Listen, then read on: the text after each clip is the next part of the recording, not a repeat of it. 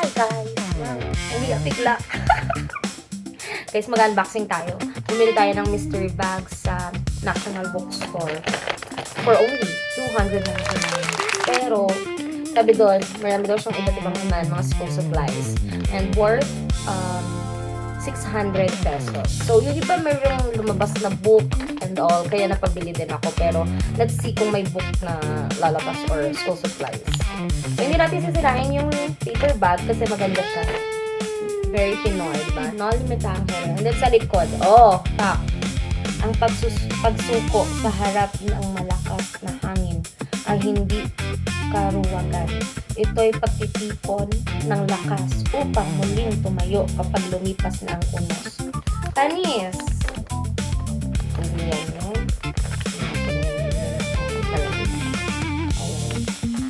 Umpisa na natin. Tignan natin kung, pasira na pala ng pasira. Let's try.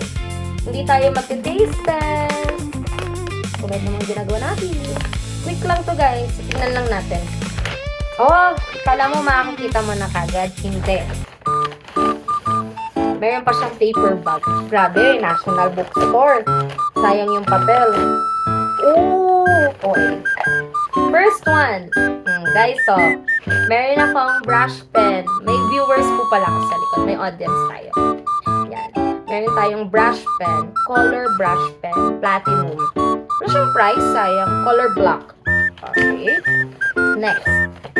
Ang cute! Puncher. Color pink. Sana purple. Sarap. Bigot. Ano to? Notebook na meron kang arte-arte. Grabe, ang pagsasayang ng pera. May ganito siya. Siguro maglalagay ka ng notebook. Maganda ba ang tela? Socks lang. Yan. Diba? Oo nga naman. Mahigit nga, mahigit siyang 299 to. Next. Happy birthday na stickers. Sa lahat ng magba-birthday dyan, asahan nyo, may ganito kayo makuha sa akin. And then, last na. Ay! Ang ingay. Ang cute! Tingnan natin kung cute yung laman. Buksan. Tingnan pa yung Viber. Grabe naman, National Bookstore. Ayaw mo pabukas to. May ano siya, guys. Langya. Ala ka. May siya. Alam mo yung pag nilalak, alisin ko na tong teka lang. Wait lang, may nail cutter ako sa bag. Wait lang, pause ko muna. Babalik natin yan guys. Hindi na kasi ako nag-edit eh. Mabilisan lang. Ayan.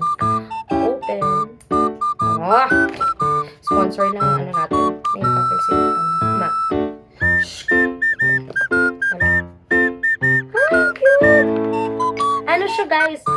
Parang velvet yung texture niya. Tapos may mga, alam niyo yung velcro? So, pagka may ganito ka, ganon.